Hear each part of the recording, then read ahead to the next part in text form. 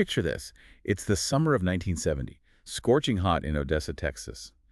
And in a normal-looking apartment, a young woman is found, well, murdered. Yeah, it's a case that's baffled investigators for over 50 years, the murder of Ula K. Miller. Kay Miller.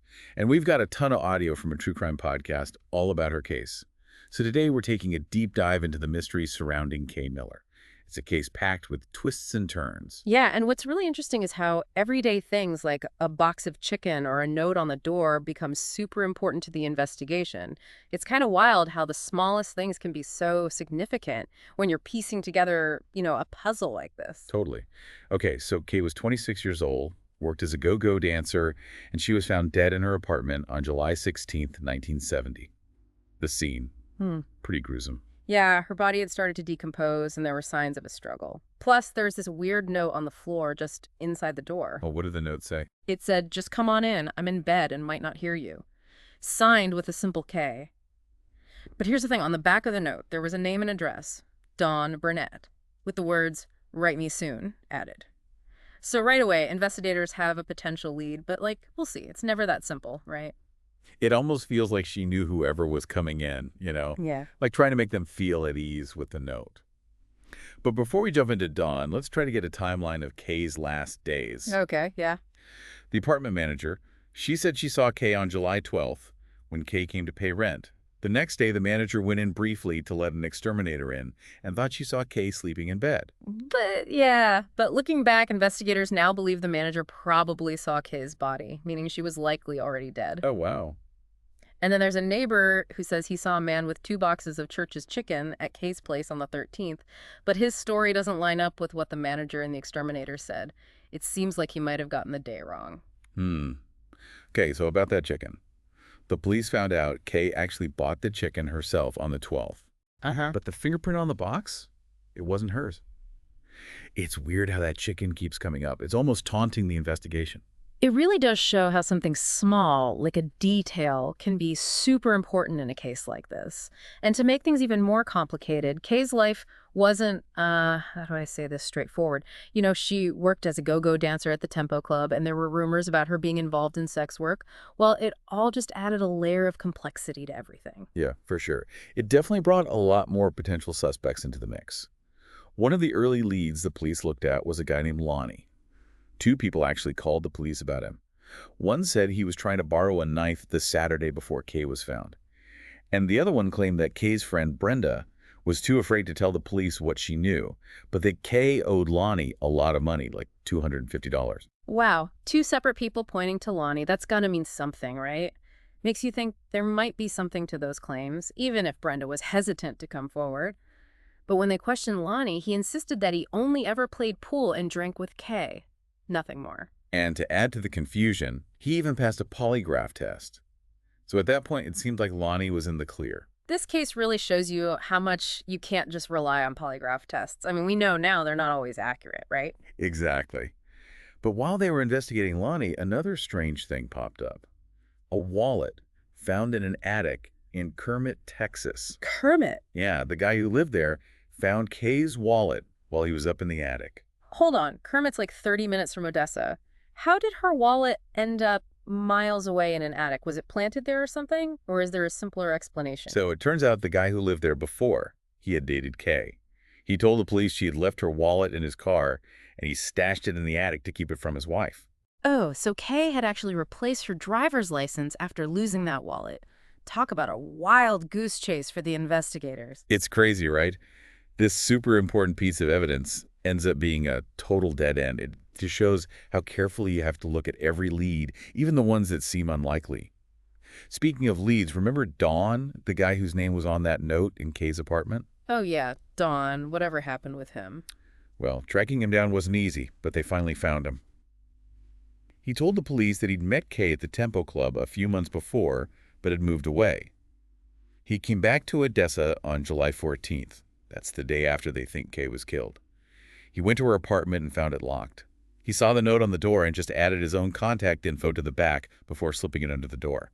So that's how his name ended up on the note that the police found? Pure coincidence. Exactly. Just a coincidence. And just like Lonnie, Don passed a polygraph, clearing him as a suspect. But this case, my friend, is just getting started. There are a lot more twists and turns to come. It's wild, isn't it? Each new detail just reveals a little bit more about Kay's life and all the complicated things surrounding her death. It's like peeling back layers of an onion. Every time investigators thought they were close, the trail just went cold. You're telling me it really is a puzzle with some pieces missing. It is? But even with all these dead ends, the police were still trying to figure out, like, a timeline for Kay's last hours. They talked to a guy named Michael who said he met Kay at the Caprice Club on July 11th. That's the night before Kay was last seen alive, so Michael's story could be really important, right? Exactly. So Michael said they left the club together around 5 a.m. on July 12th and went back to Kay's apartment. He even gave a detailed description of what she was wearing and what they did there. He said he left around 4 p.m. that afternoon. So if he's telling the truth, it really narrows down the time when Kay could have been murdered. Right, sometime between 4 p.m. on the 12th and 10 a.m. on the 13th, when the manager and exterminator found her. And wouldn't you know it, Michael also passed a polygraph. But like we said, those aren't always reliable. Nope. It's like they had all these possible leads, but nothing solid to connect anyone to the crime. Yeah, really frustrating. And that's where the limits of what they could do back then really come into play. Yeah, for sure. I mean, think about it. The forensic technology back then was nothing like what we have today. Right. They tested the knife and scissors from the scene, but found no blood. Well, just because there wasn't blood doesn't mean they weren't used, right? Maybe the killer cleaned them or used something else entirely. True, but the mattress cover, that was covered in blood. They found hair, skin, even a tiny pebble on it. A pebble. A pebble. Can you believe that? You never know what could be a clue, right? Yeah. It's possible those little things could have pointed to the killer, but they couldn't analyze them back then. The technology just wasn't there. It's kind of crazy to think that with the forensics we have now, those tiny bits of evidence could have solved the case right then and there. But back then, it was more questions than answers. It's true. And remember that fingerprint on the chicken box?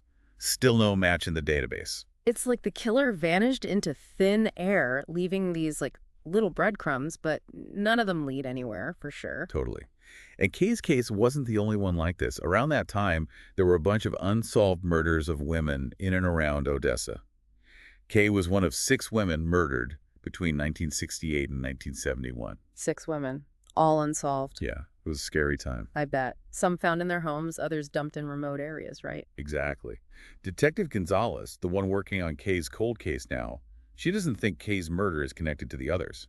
But back then, investigators had to look at every possibility. Yeah, with all those other murders happening, it makes sense they'd consider a serial killer. For sure. The media and the public were freaking out. The pressure on the police to find whoever did it must have been intense. 2 guys, Johnny Meadows and Tommy Ray Nealand, they were eventually convicted of 2 of those 6 Odessa murders. Meadows actually confessed to 3 more, including the murder of Ruth Maynard. Ruth Maynard? Yeah, another one of the 6 victims. But later, that confession was thrown out, leaving those cases, including Ruth's and Kay's, officially unsolved. So even with those convictions, there's still this cloud of uncertainty hanging over everything. It shows how justice isn't always, black and white. Absolutely. So then the police got a tip that led them to a guy named Ron. One of his former employees called them because Ron had mentioned knowing both Kay and Ruth Maynard. Knowing 2 of the victims, that's got to raise some flags, right? Was it just a coincidence or something more? Yeah. So when they questioned him, Ron admitted to dating Kay for a bit, but said they'd broken up before she was murdered. He also said he knew Ruth through a mutual friend, but had only met her once. So another promising lead fizzles out. Pretty much. And then there's the story of LT. He was a maintenance guy at Kay's apartment complex. There was this rumor going around that his wife Dorothy caught him in Kay's apartment just before her death, and they had a huge fight about it. Oh, wow. And to make things even more suspicious, both LT and Dorothy quit their jobs at the Hilltop Apartments the day after Kay's body was found. Talk about bad timing. It makes it seem like they were trying to, disappear, get away from the investigation. Yeah, it definitely looks suspicious. The police talked to Dorothy, and she denied the rumors about her husband and Kay. She said LT had a solid alibi for the time of Kay's murder. They even got fingerprints from both of them, but they didn't match the one on that chicken box. Of course not. It seems like every time they get close to something, it just vanishes. I know. But Detective Gonzalez thinks there's one person who might have crucial information. Kay's friend, Brenda O'Neill. She was the one who noticed the flies and the smell coming from Kay's apartment, and she told the manager.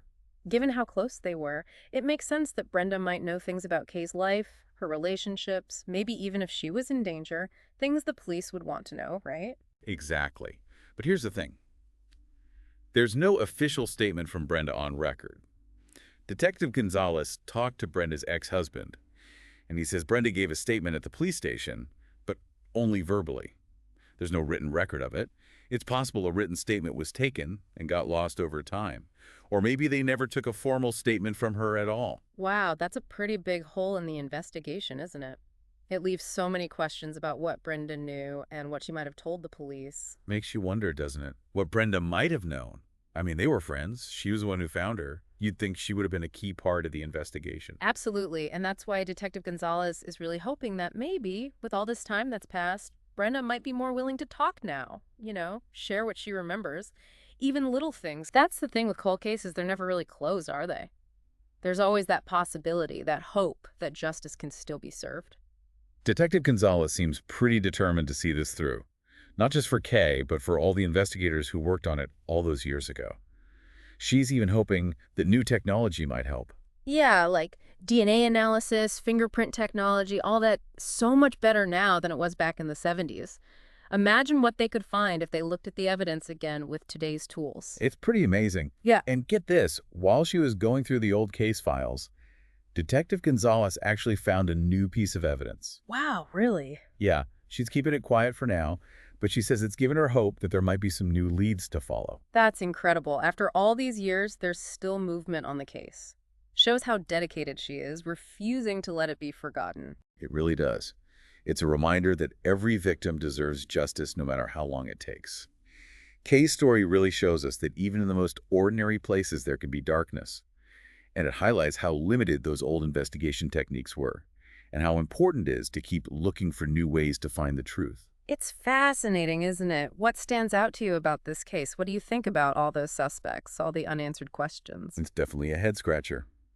So if this deep dive has you thinking, we want to hear your thoughts and theories. Head over to our website or social media. We'll be posting more info about the case, pictures, maps, all that stuff. And remember, if you have any information about the murder of Kay Miller, even if you think it's not important, please contact Detective Gonzalez at the Odessa Police Department. You can also give an anonymous tip through Odessa Crime Stoppers. Even a tiny detail could be the missing piece that finally brings closure to this case and gives some peace to Kay's family and friends. Until next time, keep that curiosity alive and keep digging for the truth.